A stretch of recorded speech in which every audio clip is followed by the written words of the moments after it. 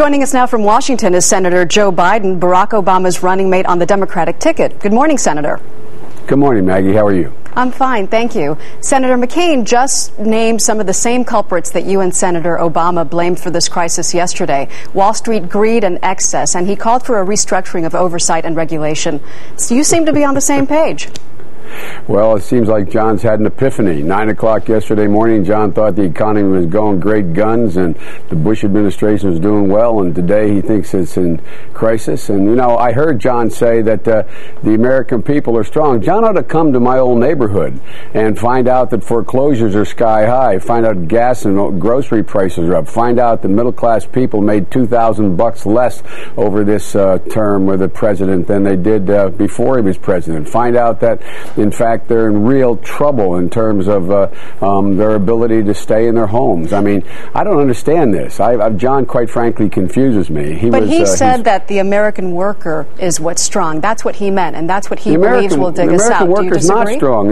The American worker is strong. They've been betrayed. They've been betrayed by a tax policy that absolutely screws them, that in fact gives the money to the very wealthiest among us. They've been betrayed by a policy of laissez-faire here, that let the big do what they want, don't regulate them. They've been betrayed not only by Wall Street, but by this administration's policies and the policies John has supported. I think that this morning, Senator, people don't want to look back. They want to look ahead to the next 4 years. Will you take this opportunity to say specifically and clearly what you and Senator Obama will do to fix this? Give me 2 or 3 solutions. I know you've been working on them.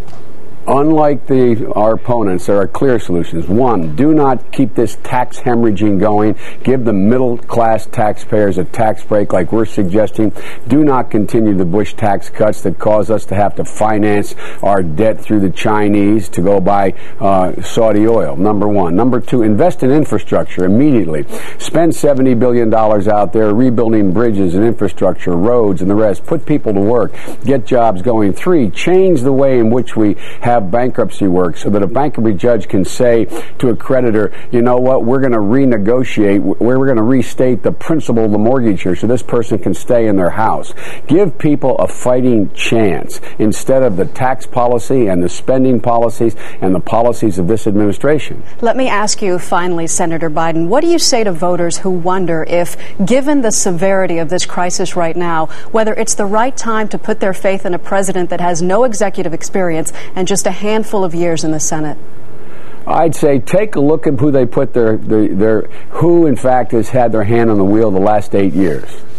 Take a look at that. You want 4 more years of George W. Bush and the laissez-faire policies of John McCain with no regulation over the very people he's now calling predators.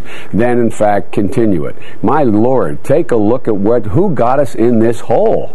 Whose policies? This has been a Republican philosophy of letting Wall Street do what they want and the middle class be damned. It's about time we change it. If I sound like I'm angry, I am fighting mad for middle class people who have been the scapegoat of this economy because of the policies of the McCains and the Bushes. Senator Joe Biden, thank you.